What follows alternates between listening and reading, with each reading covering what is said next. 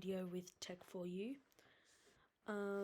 If you haven't checked out the previous videos on how to create a classroom, how to create your classwork for your students, and how to mark, they are all in previous videos on the website. You would have found this video. Today we're going to be looking at how to create a rubric. Now, a rubric is very handy for marking things like a PDH booklet, where you can say good effort, minimal sound, or satisfactory sound, okay, great. Like, you can put it on scale, you don't have to use them in that order. But this is like a different way of using the mark system. So I've already created just a thing and saved it as a draft, so I didn't have to do it on the video. So when you go in, your thing's going to be like this. If you're using a rubric, whatever you want to mark, you can just add in from either Drive or create it. We're just going to create a docs, and we'll just leave it there. You need to make sure that each student has a copy of each of this. Okay, now we're going to go to the rubric down here, create a rubric. I'm going to go PDH PE, just that, and then I've already had a description. Okay, so this one's points, this one's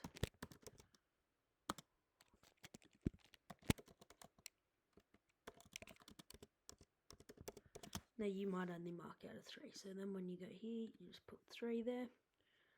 Okay, then 2 will be okay, effort, or satisfactory effort.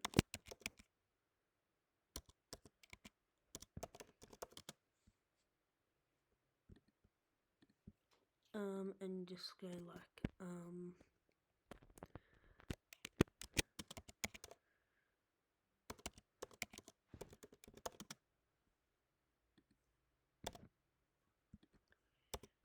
effort for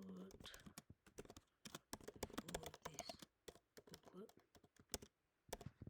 Okay, points, then you might have a 3, which is your top. Great, nice and detailed. Okay, that's all you might need, and you can just go where you want it to go from ascending. You want to make sure so it goes 1, 2, 3. Or if you go descending, it's 3, 2, 1. No, we want 1, 2, 3. Righto, we'll hit save. Your rubric is down here now. And you can go assign. Okay. Once that is assigned, I will quickly do it as a trial, and then we can go through and mark it. So then if you go into here and you go your PDH booklet,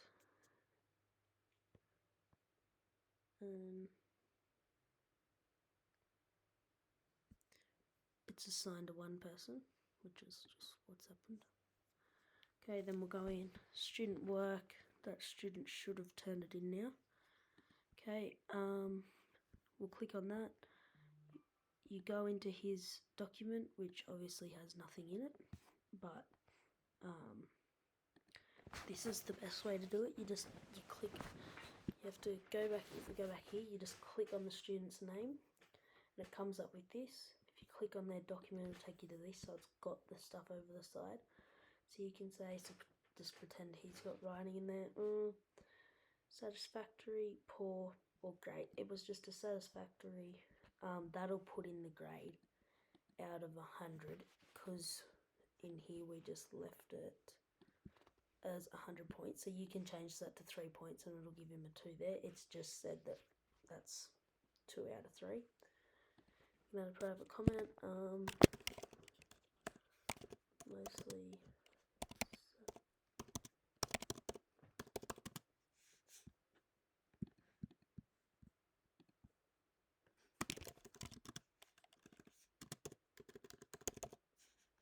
Okay, then you can just post like that, which will just post it back to him. And then he can just go back in. He can see he got a 67. You just return that. You've already added the private comment. So then, a good part, go back to your grades and go,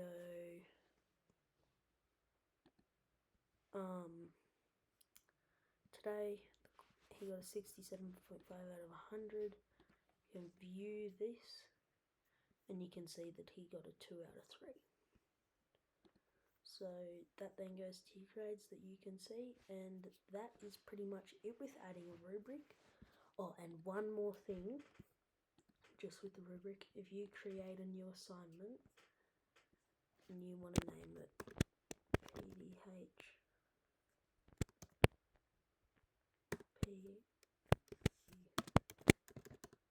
booklet 2, you can add the rubric and you can go reuse rubric, and your PDH booklet 1 rubric will still be there. You can just reuse the same rubric. It's really handy if you're doing a repetitive of something, like even like a BTN quiz. If you do BTN in your classroom, a rubric is a good way to mark it because you can just reuse the same rubric the whole time. Okay, and then when you assign that, it's obviously got nothing in it, but I can then say what they got already without having to remake another rubric.